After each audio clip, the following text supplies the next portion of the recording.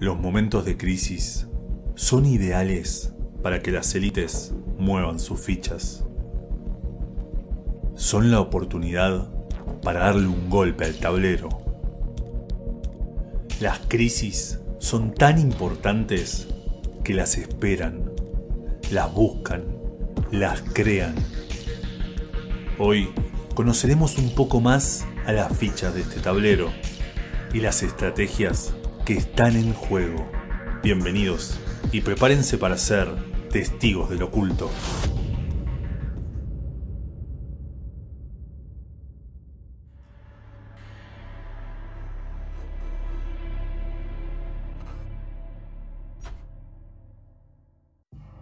El mundo está horrorizado por la decisión de Trump de quitarle el financiamiento a la OMS y de señalar a China como el principal culpable.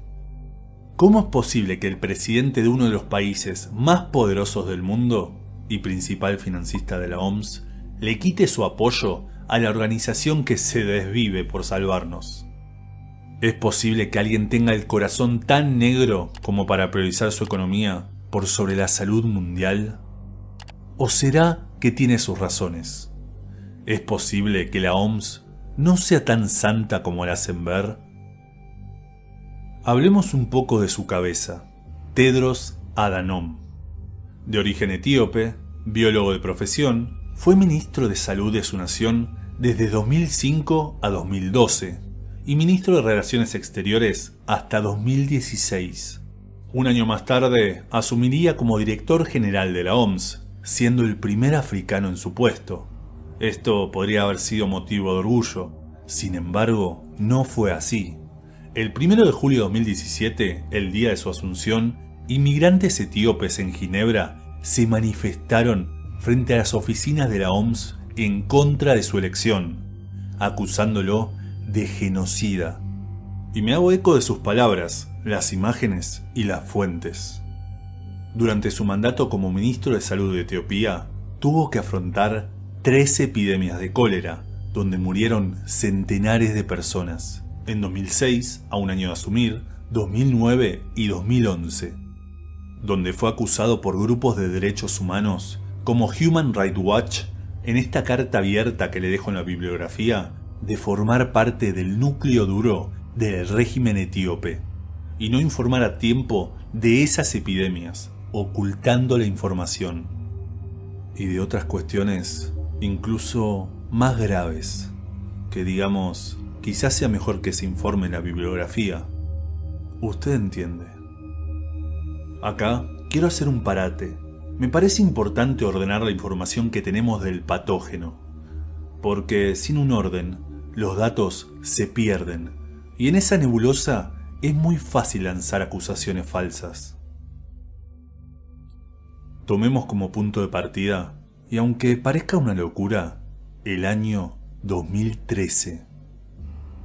Donde según un informe del Five Eyes, una especie de servicio de inteligencia mundial que reúne a las principales agencias, muy interesante por cierto, en el 2013 se investigaba en el laboratorio de virología de Wuhan una muestra que coincidiría en un 96% con el patógeno.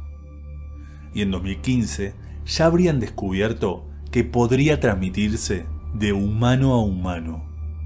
¿Recuerda cuando hablamos de aquel programa en la RAI? Y que justamente en ese año Bill Gates dio aquella conferencia en PED. Sigamos. Según este informe, se habrían detectado síntomas similares al del patógeno el 27 de octubre de 2019 en participantes de los Juegos Militares de Wuhan. El 17 de noviembre sería la fecha del primer contagio en Wuhan, según un artículo del South China Morning Post, que también se lo dejo obviamente. Ya en diciembre tenemos el primer caso en Francia, y Li Wenliang, ¿recuerda el médico silenciado? Comienza a notar un extraño patrón en sus pacientes. Continuando con el informe del Five Eyes, el 27 de diciembre, China ya tendría el virus secuenciado. Sin embargo, guarda silencio. El 30 de diciembre, Li Wenliang comienza a avisarle a sus colegas sobre aquel extraño brote similar al SARS que estaba tratando Wuhan.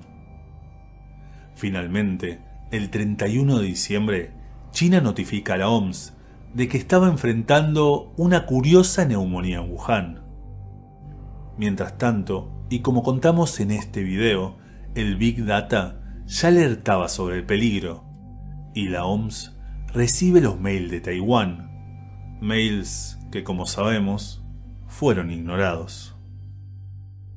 Durante los primeros días de enero, y según este informe, el gobierno chino encubre la información, silencia a los médicos y censura los motores de búsqueda en Internet, destruye la evidencia del patógeno en los laboratorios y se niega a proporcionar muestras vivas a los científicos que buscan una cura.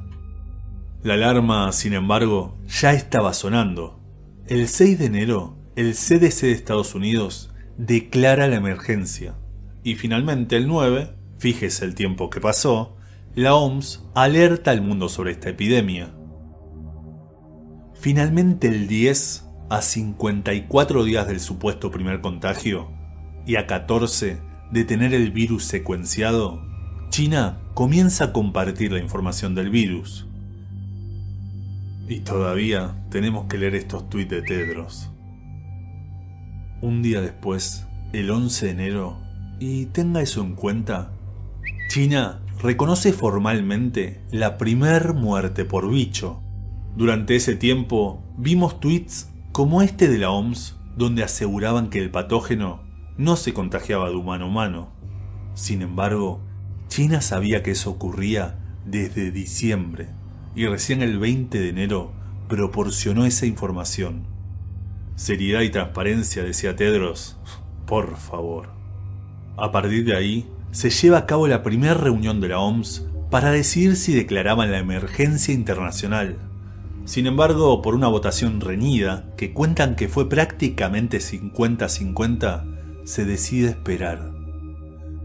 Viaje a China de por medio y reunión de Tedros con Xi, el 30 vuelven a votar y finalmente, con 9.600 infectados y 170 muertos, se declara la emergencia internacional.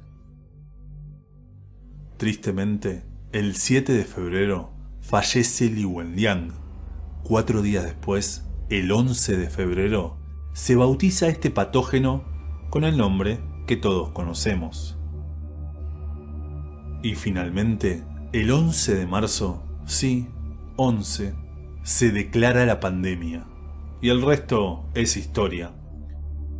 Qué curioso, ¿no? El 11 de enero el primer muerto, el 11 de febrero se da nombre a la enfermedad y el 11 de marzo se declara la pandemia. Todo muy casual, ¿no? Como tantas otras fechas en torno al 11. Comienza a entender por qué tanto revuelo en torno a la OMS, ¿verdad? Ignorar las alertas de Taiwán, ser el último en poner el ojo en esta enfermedad, permitir y dejar impune el accionar de China, embarrar la cancha diciendo que la enfermedad no se transmitía de humano a humano y sugerir medidas contradictorias. Pero entonces, ¿por qué un hombre con tal currículum como el que ya repasamos dirige un organismo tan importante? ¿Qué poderes se esconden detrás? Curiosamente, Tedros está afiliado al Frente de Liberación Popular de Tigray, un partido político etíope con ideología socialista marxista, que casualmente es la misma ideología del Partido Comunista Chino. Vaya uno a saber. También, y entre tanta curiosidad, le contaré un novedoso apodo que se ganó Etiopía: la pequeña China. Dado que en la última década registró un crecimiento del 10% anual, gracias a su apuesta al turismo y a las inversiones chinas, que lo fichó como su socio estratégico en África, siendo un punto clave de la nueva ruta de la seda. Dígame, ¿a qué intereses responde la OMS? Y permítame volver a preguntar, ¿quién sale beneficiado de todo esto? Muchas gracias por su atención y nos vemos en el siguiente.